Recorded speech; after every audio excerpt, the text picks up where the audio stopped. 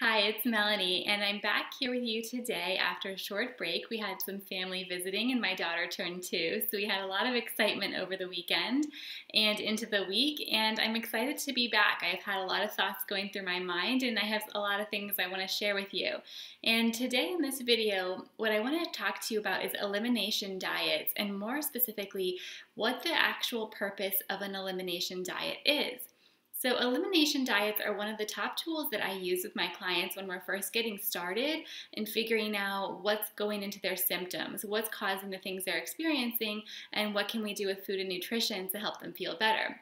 So one of the first strategies is to see if there's anything that they're eating that's causing them their symptoms. If they're sensitive to something they're eating, and if you're sensitive to something you're eating, it may be causing symptoms and you may not even realize it.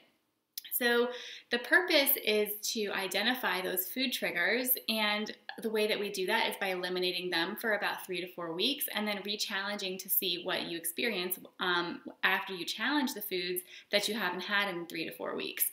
And that's the basic premise, but I think that something that people don't really realize is that what happens after that? What do? Do you have to avoid the foods?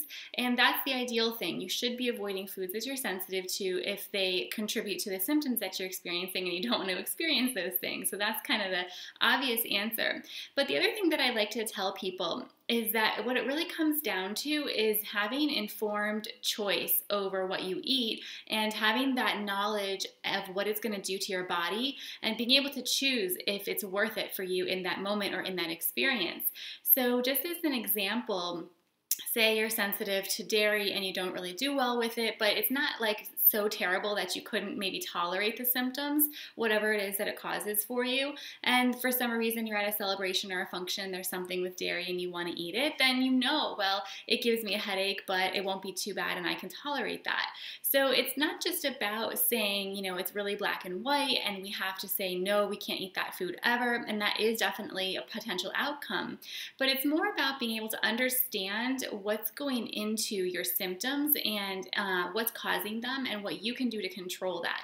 So I think what helps a lot of people, a lot of people aren't just looking for a cure or, to be completely better or free from whatever they are experiencing. Of course, we all would love if that was possible. But a lot of times what's even harder is not having a clear diagnosis, not really understanding what's wrong with you, not being able to pinpoint what's going on or figure it out, or you eat something and you think you tolerate it one day and the next day or later that week you eat it again and you think you don't tolerate it. And it's just that constant confusion and not really being able to see clearly how what you're doing is impacting you, I think is a really hard struggle. So that's really the purpose of an elimination diet from my perspective, is not only to identify which foods are causing your symptoms potentially, but also to have that empowerment and control over how you feel, because now once you know how these foods make you feel, you can decide if that's worth it to you in a given situation.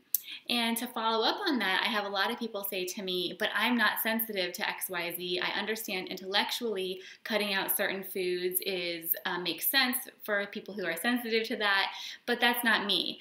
And what I would say to that is you just really don't know until you do the actual elimination. So I want to encourage you that if you think this doesn't apply to you, that you still may want to consider eliminating some of the top offenders, which are gluten, dairy, and sugar, because for people who may not be able to make that direct connection, you still might be surprised what you find, because something you're experiencing today could be from something you ate 3 days ago. So if you have a headache today or you feel bloated, you might think, oh, it's what I ate for breakfast, or maybe it's what I ate last night, but you might not think it could be from 2 or 3 days ago. And that's really hard to put together. If you're eating those foods every 2 or 3 days, then you're just going to be constantly feeling poorly and not be able to put the pieces together until you really take it out for a while and let your body rest, because once you reintroduce, most people find that the reaction is much stronger and much more clear to identify how your body really feels about those foods.